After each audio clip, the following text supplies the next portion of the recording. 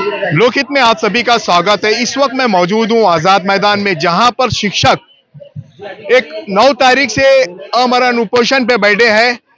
जो समग्र शिक्षा संघर्ष समिति के तरफ से इन्होंने उपोषण किया। अभी तक के 9 से 15 लोग हॉस्पिटलाइज हो गए, लेकिन सरकार की यहाँ कोई नीति, कोई अधिकारी नहीं आया। सरकार यहाँ पर ध्यान नहीं दे रही। हम जानना चाहेंगे। मैडम, सबसे पहले तो आपका लोकहित में स्वागत है। आप अपना नाम बताइए। माझं नाव आहे वैशाली रामनाथ शिंदे आणि मी समग्र शिक्षामध्ये गेले 15 ते 20 म्हणजे 15 वर्ष काम करते आणि आमचे जे कर्मचारी आहेत सगळे ते गेले 20 ते 25 वर्ष काम करतात। हे सगळे आमचे कर्मचारी 20 ते 25 वर्ष आम्ही सगळेजण काम करतोय कंत्राटी तत्वावर। आणि आज आमच्या अवस्था अशा आहेत, म्हणजे माझं स्वतःचं स्पाईनचं ऑपरेशन झालंय, मला बसता येत नाही। आज हे बघा मी पायाला बांधून बसले अक्षरशः। आणि हे जे माझे सहकारी आहेत यांचं स्वतःचं हार्टचं 2 वेळा ऑपरेशन झालंय आणि बोन मॅरोची बायोप्सी पण झाली आहे। आज आमच्या इथल्या प्रत्येकाचं जर स्थिती बघितली तर प्रकृती अत्यंत खालवलेली आहे। तुम्ही आता बघितलं आमच्या बऱ्याचशा भगिनींनी अन्नत्याग केलेला आहे, तर त्यांचे बीपी वाढलेले आहेत, कोणाचे लो झालेत। आता या मॅडम इथे बसलेल्या आहेत, त्यांचा 185 बीपी झालेला आहे।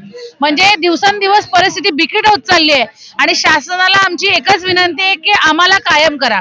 आम्ही मागे सुद्धा आझाद मैदानामध्ये आंदोलन केलं होतं, त्यानंतर आम्ही नागपूरमध्ये आंदोलन केलं। जेव्हा आझाद मैदानामध्ये आंदोलन केलं त्यावेळी आमदार महोदयांनी आम्हाला आश्वासित केलं की आमदारचं नाव सांगा।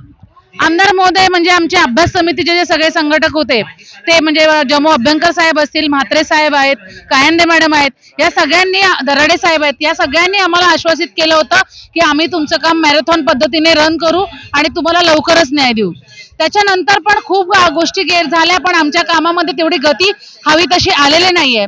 आणि म्हणून मग आम्ही पुन्हा हिवाळी अधिवेशन नागपूरला होतं, तिथे सुद्धा आम्ही आंदोलन केलं आणि त्या आंदोलनात स्वतः माननीय मुख्यमंत्री महोदयांनी सांगितलं की मी तुम्हाला कायम करण्यासाठी तुमचा अहवाल माझ्याकडे येऊ द्या, अहवाल येताच मी तात्काळ त्याच्यावर कार्यवाही करेल। पण आज अहवाल माननीय मुख्यमंत्री महोदयांकडे जाऊन 1 महिना जवळजवळ होत आलाय, परंतु त्याच्यावर कार्यवाही झालेली नाही। आता या आमच्या आंदोलनाचा परिणाम म्हणून काल माननीय मुख्यमंत्री महोदयाने अहवाल सचिवांकडून, संतोष कुमार जे आपले सचिव आहेत साहेब, त्यांच्याकडून तो अहवाल मागवला आणि त्या अहवालाचं वाचन त्यांनी केलं आणि आमदार महोदय सुद्धा तिथे होते। ज्ञानेश्वर म्हात्रे साहेब हे आमची बाजू चांगल्या पद्धतीने मांडतात, जमो अभ्यंकर साहेब असतील, कायंदे मॅडम असतील, जे आमचे अभ्यास समितीचे सदस्य होते, आपले हे दराडे साहेब असतील, या सगळ्या आमदारांनी, आणि इथे सत्यजित देशमुख साहेब येऊन गेले, गिरीश देशमुख साहेब आहेत, या सगळ्यांनी आम्हाला सांगितलं की आम्ही तुमच्यासाठी नक्कीच प्रयत्न करू। आणि काल मंत्री महोदयांना सुद्धा या सगळ्यांनी विनंती केली की यांना लवकरात लवकर कायम करा। स्वतः सचिव साहेबांनी सुद्धा हे जी आमची मागणी आहे ती मागणी कायम करण्याबाबतची त्यांनी तिथे धरून ठेवली आणि मुख्यमंत्री महोदयांना त्यांनी विनंती केली की यावर तात्काळ निर्णय व्हावा। परंतु त्याच्यावर मुख्यमंत्री महोदयांनी अजून भाष्य केलेलं नाहीये आणि त्यांचा निर्णय अजून झालेला नाहीये।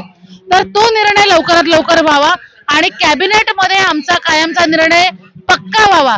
कारण नुसती आश्वासनं आणि नुसत्या म्हणतात ना, जे काही बोली आपल्याला आश्वासनं दिलेली आहेत, मौखिक आश्वासनं, याला आता आम्ही थांबणार नाही। कारण आता आम्ही खूप थकलेलो आहोत आणि आमच्या आयुष्यातली फार थोडी वर्ष राहिली आहेत नोकरीची आणि दिवस रात्र आहो मेहनत, म्हणजे शिक्षण, पूर्ण शिक्षण विभाग हा केवळ आम्ही चालवतोय। आणि हे मी छातीरोपपणे सांगते, कारण आम्ही ज्यावेळी इथे बसतो या आंदोलनामध्ये त्यावेळी शासनाच्या शिक्षण विभागातली कामं खोळंबतात आणि त्यांना पुढे ते पत्र काढावे लागतात, त्या प्रशिक्षणाचे असो किंवा जे पण शिक्षण विभागाचं काम आहे त्याचं काम पुढे ढकलावं लागतं। हा शिक्षण विभाग जो उभा आहे तो सगळा आमच्याच म्हणतात ना बलबुत्यावर उभा आहे। त्यामुळे आम्ही शिक्षण विभागाचा भक्कम पाया आहोत आणि आम्हीच जर कायम नाही झालो, आम्हालाच जर न्याय मिळाला नाही, आज आम्ही किती वर्ष झाले, आज जवळजवळ 10 वर्ष आमचा 1 रुपया सुद्धा मानधन वाढलेलं नाहीये, फक्त 30 आणि 35 हजारामध्ये नोकऱ्या आज करून भागणार आहे का?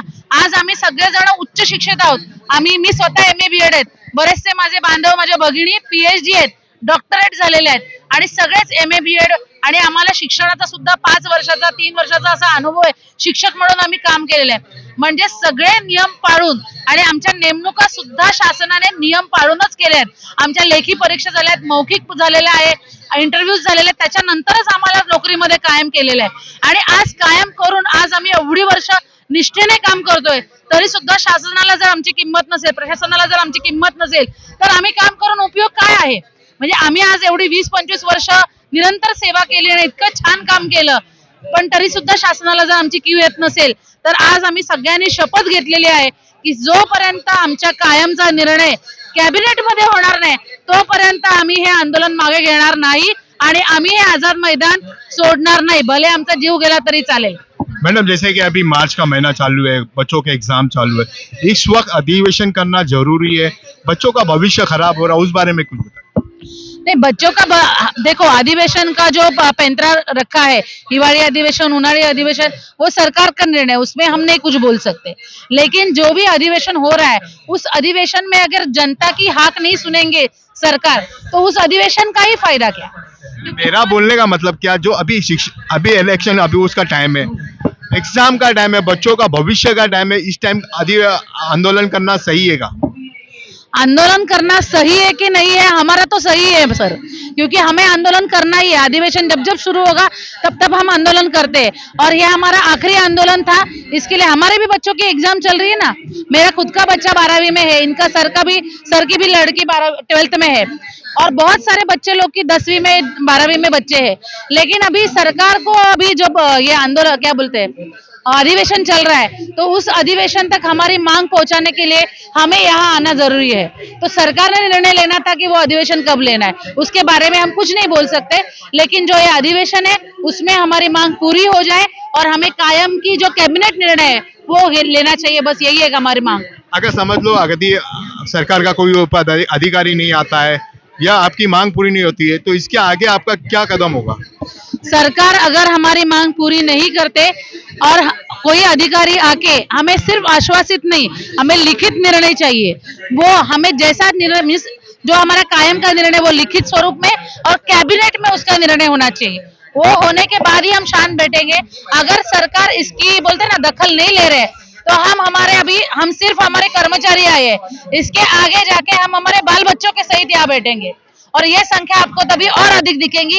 ये आंदोलन हम और तीव्र करेंगे क्योंकि हमें कायम हुए बिना बिल्कुल भी जाना नहीं, क्योंकि अभी ये शर्मनाक बात है कि हमारे पीछे वाले लोग जो वस्ती शाला में लोग नियुक्त हुए, जिनको कायम किया गया, वो लोग भी हमने उनके सारे कागज पत्र की पड़ताल नहीं की थी और जो हमारे दिव्यांग बांधव है जो हमारे साथ लड़ रहे थे, वो आधे लोग 3000 लोग कायम हो चुके हैं और अभी 3378 लोग जो हम है वो सरकार ने कायम नहीं किए। ये कितना सरकार का उचित न्याय है कि हमें कायम नहीं किया, उनको कायम किया है। तो सरकार ने हमें उचित न्याय देना बहुत जरूरी है। जब तक उचित न्याय नहीं देंगे ये आंदोलन बढ़ता ही रहेगा और तीव्र होता जाएगा, इतना हम बोल। लोकहित के माध्यम से सरकार से आप क्या मांग मांगते हो? सरकार से सर हमारी एक छोटी सी मांग है कि हमें तुरंत कायम करो। हमारी जो अभ्यास समिति का अहवाल सरकार ने लास्ट टाइम अभ्यास समिति जो बैठी थी उनको अहवाल देने के लिए कहा था, उस समिति ने भी अहवाल शासन को दिया है और शासन ने कल माननीय मुख्यमंत्री महोदय के पास भी लेके गए और उस अहवाल के बारे में सारे आमदार महोदय ने भी बोला है कि इनको कायम करना जरूरी है। तो हमारी आपके चैनल के माध्यम से एक ही विनंती है सरकार को कि आप जल्दी से निर्णय लो।